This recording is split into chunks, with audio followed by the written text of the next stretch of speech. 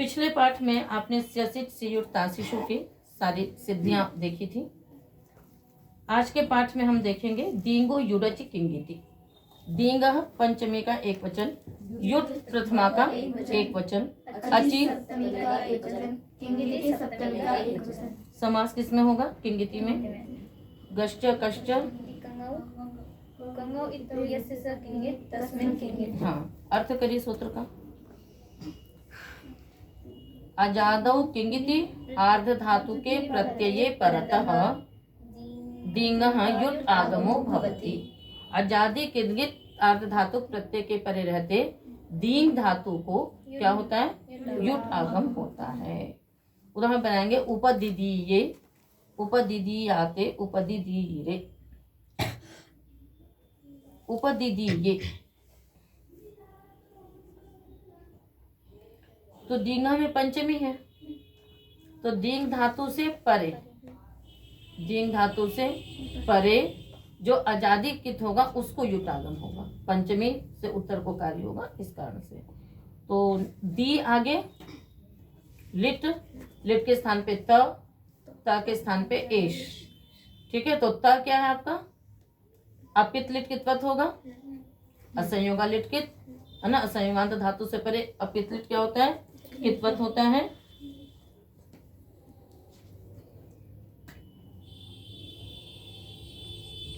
ऊपर दी आगे त, अपित लिट है, कितवत हो गया।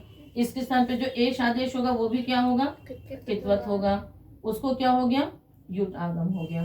दी को द्वित्व करिए, दी दी ये। ठीक है, उसके बाद फिर दीर्घ किससे होगा बताइए? अकृत सार्वधातु का योग दीर्घ है। हाँ, उससे आराम से हो सकता है, क्योंकि ये कैसा है?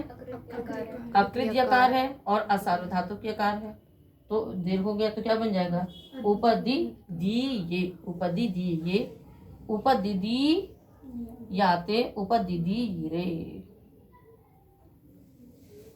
चलिए, आतो लोप इति च। आतः षष्ठी का एक वचन, लोप प्रथमा का एक वचन, इति सप्तमी का एक वचन, च अव्ययम। इस सूत्र से बहुत परिचित हैं आप लोग। अचि किंगिति की वृत्ति आएगी, अचि की 64 तक, किंगिति की 68 तक। अर्थ करेंगे सूत्र का। अर्थ धातु के तो आ ही रहा है। आकारांतस्य अंगस्य लोपो भवति इडादौ आर्ध धातु के किंगिति च अजादौ आर्ध धातु के परतः। क्या अर्थ हुआ सूत्र का? इडादौ आर्ध धातु के परतः किंगिति च अजादौ आर्ध धातु के परतः। दो बातें कहीं सूत्र में है ना। आकारांतस्य अंगस्य लोपो भवति, आकारांत अंग का लोप होता है। एक इडादि अर्ध धातु प्रत्यय के परे रहते, दूसरा अजादि कितंगित अर्ध धातु प्रत्यय के परे रहते। इडादि के साथ कितंगित नहीं लगेगा, इडादि के साथ अर्ध धातुक लगेगा और अजादि के साथ कितंगित अर्ध धातुक लगेगा। इसलिए उदाहरण बनेगा आपका इडादि अर्ध धातुक में। देखिए पपिथ तस्थित, इसको ध्यान में रखना है ना। इडादि अर्ध धातु के साथ कितंगित नहीं लगता, तो पपिथ तस्थित, और किति अजादि में पपतुः पपुः तस्थतुः तस्थुः, गोदः कंबलदः, और गित में प्रदा प्रधा होगा। तो अर्ध धातुक में ही इतना ध्यान में रखिएगा। पपिथ तस्थित में क्या हो जाता है? पा धातु है, आगे वही सिर्फ, सिर्फ के स्थान पे परस्मैपदानाम नल अतुस उस थल, तो थल आएगा। उसके बाद फिर क्या होगा? द्वित्व होगा। किससे? लिटि धातु रणाभ्यास से। उसके बाद फिर पा, फिर पूर्वाभ्यास ह्रस्व पा। उसके बाद इटागम किससे होगा? ऋतु भारद्वाज से, भारद्वाज नियम से है ना। उपदेशे उसके ऊपर अचस्तास्वत्थलिनुटि नित्यम, फिर तो भारद्वाजस्य से ऋकारांत को भारद्वाजाचार्य के मत में होता है, यानी निषेध करता है, बाकी अन्यत्र हो जाता है। तो भारद्वाज नियम से यहाँ पर इटागम होगा। ठीक है, तो प पा ई था। अब ये क्या है, इडादी आधातुक प्रत्यय पर है, इसलिए आकारांत अंक का क्या हो गया, लोप हो गया। क्या बन गया, पप ई था, पप ई था। ठीक है, और इसी प्रकार से तस्थित भी बन जाएगा। स्था षडपूर्वाख्याय लग जाएगा, तस्थित बन जाएगा। किति अजादि, अजादि कित में देखिए पपतु पपु, कैसे बनेगा, पा अतुस, अतुस कित है, किंगित है, किससे, किसने अपित सार्वधातुक बोला, लिट लकार हमेशा अर्धातुक है। असंयोगा लिट कित से क्या है, ये अपित लिट कितवत है। अजादि कित प्रत्यय पर है, आकार का हो गया लोप। उसके बाद द्विर्वचनेति से रूपाधिदेश करके द्वित्व करेंगे, क्या बनेगा, नहीं, पा प अतुस रस्व लगा लेंगे, पप अतुस पपतु पपु बन जाएगा। ऐसी तस्थथु तस्थु भी बन जाएगा। गोदह कंबलदह गाम ददाती थी, गोदह गोदा आगे का आजादी कित प्रत्यय है, लोप होकर के गोदह कंबलदह बन जाएगा। और प्रदा प्रधा में क्या प्रत्यय होगा बताइए, आतश्चोपसर्गे से अंग प्रत्यय होगा, वुंगित है, तो उससे लोप होकर के बन जाएगा, तो प्रदा प्रधा। तो आ तो लोप इति। ठीक है, अगला सूत्र है ईद्यति। अर्थ सूत्र का वो अनुवृत्ति देखिए, पदच्छेद करिए। आतः अंगस्य, ईद प्रथमा का एक वचन, यति सप्तमी का एक वचन। आकारांतस्य अंगस्य ईकारादेशो भवति यकारादौ किंगिति प्रत्यये परतः। किंगिति की विनुति आ रही है, यकारादौ किंगिति प्रत्यय परतः। यकारादि कितनित प्रत्यय के परे रहते आकारांत अंग को ईकारादेश होता है। उदाहरण बनाएंगे आप लोग,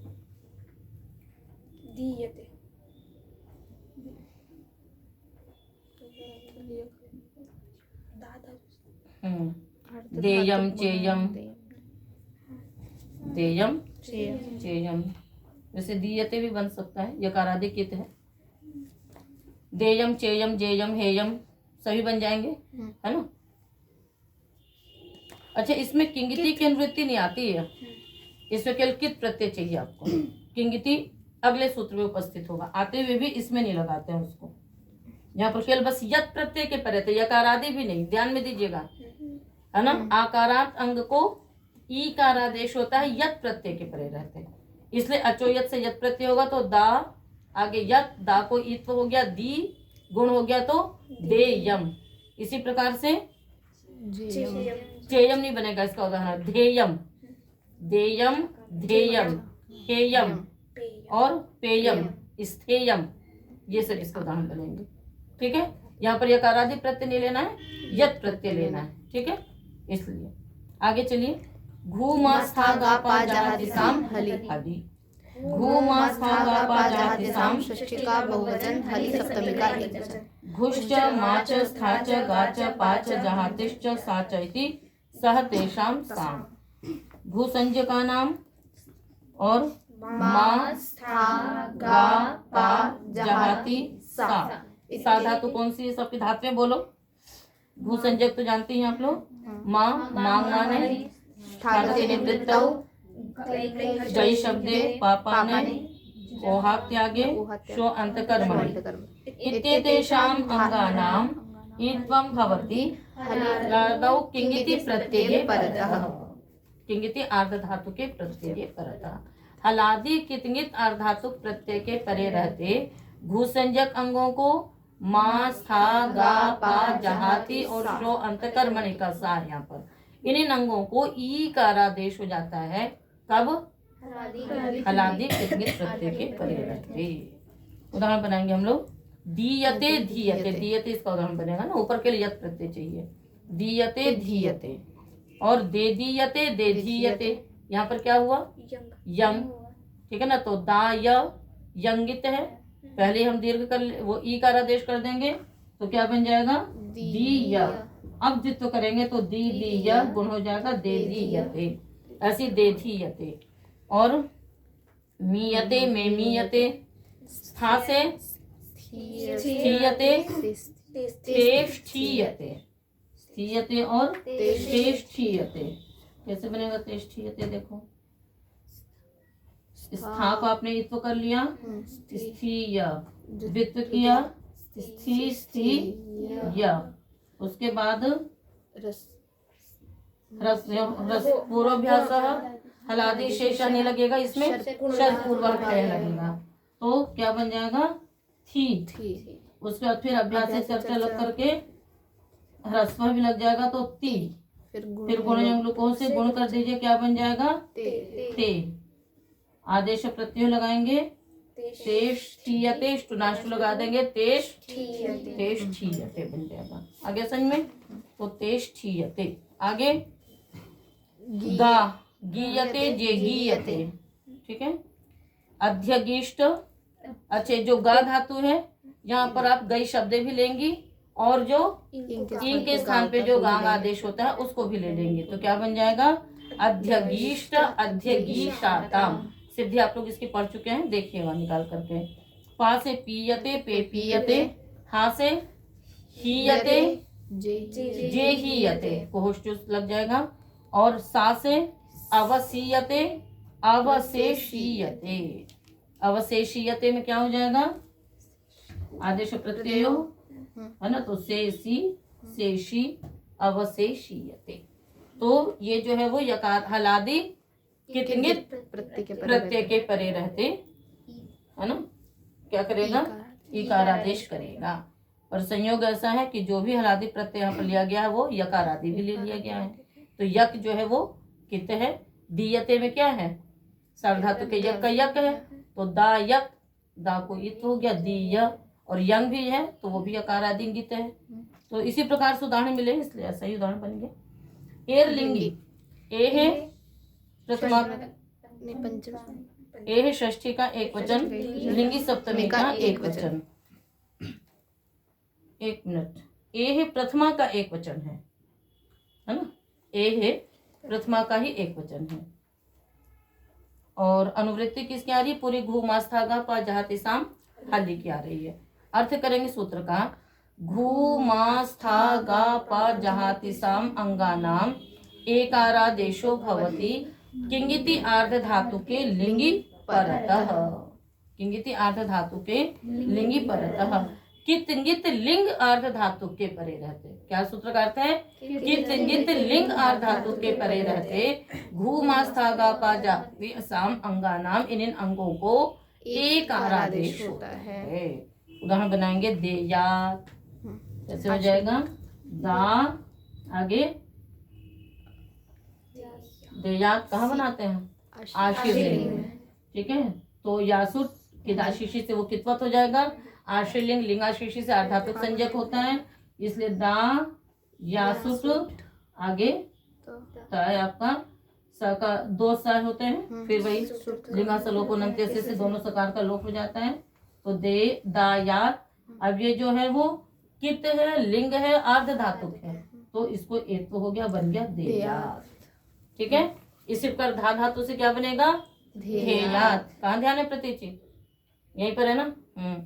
देयात, धेयात, माँ से मेयात, और स्था से स्थेयात, गा से गेयात, पा से पेयात, और हेयात अवसेयात। तो ध्यान में रखिएगा, किदाशीषी से आशीर्लिंग कितवत होता है, और लिंगाशीषी से आर्ध धातुक है, तो कित आर्ध धातुक लिंग परे है, इसको एकारादेश होगा, तो देयात पेयात इत्यादि बनते हैं एर लिंगी। वान्यस्य संयोगादेः, वाम अव्यपदम अन्यस्य षष्ठी का एक वचन, संयोगादेः षष्ठी का एक वचन। संयोगः आदि यस्य स संयोगादिः तस्य संयोगादेः। एर लिंगी की अनुवृत्ति है, आतः की भी अनुवृत्ति है, ठीक है ना। चलिए, हाँ दोनों की है। घूमास्थागा पा जहाती साम की तो है ही, उसकी अनुवृत्ति क्या है अपने आप ही उससे हम तात्पर्य से निकाल लेंगे, ठीक है ना। अर्थ करेंगे सूत्र का हम लोग इसका, घ्वादिभ्यः अन्यस्य, अन्यस्य कहा ना, तो किन से अन्य, तो कहा घ्वादिभ्यः अन्यस्य संयोगादेः आकारान्तस्य अंगस्य। घ्वादिभ्यः अन्यस्य संयोगादेः आकारान्तस्य अंगस्य किंगिति आर्ध धातु के लिंगी परतः एत्वं भवति विकल्पेन, है ना। यदि ये कह देता केवल आकारान्तस्य अंगस्य, तब तो फिर घू इत्यादि वे भी धातुएं हैं, स्था है जैसे, तो वो भी आकारांत और संयोग आदि है। तो सूत्र ने क्या कहा कि घ्वादि जो धातु यानी घू मास था गा पा जहाति साम, इन अंगों से अन्य जो आकारांत और संयोगादि धातु है उसको भी कितंगित लिंग आर्ध धातु के परे रहते विकल्प से एक तो होगा। यानी स्था को तो नित्य होगा क्योंकि घ्वादियों से अन्य में कहा है। अब उसके अतिरिक्त आकारांत धातु ढूंढो। हाँ, घ्रा है और ख्याय है और ग्लई मिलई, है ना। ग्लई को भी ग्ला होता है, मिलई को भी मिला होता है। तो ग्लेयात ग्लायात मिलेयात मिलायात घ्रेयात घ्रायात ऐसे रूप बनेंगे। तो एक बार एक होगा, एक बार एक नहीं हुआ तो आकार ही रह जाएगा। तो वाण्यस्य संयोग आते हैं और अलोन्त्य से तो लगेगा ही सर्वत्र, इसलिए आकारांत कोई होगा। न ल्यपि, अव्यपदम ल्यपि सप्तमी का एक वचन। ल्यपि प्रत्यये परतः घूमास्थागापा जहाति साम यदुक्तम तन्न भवति।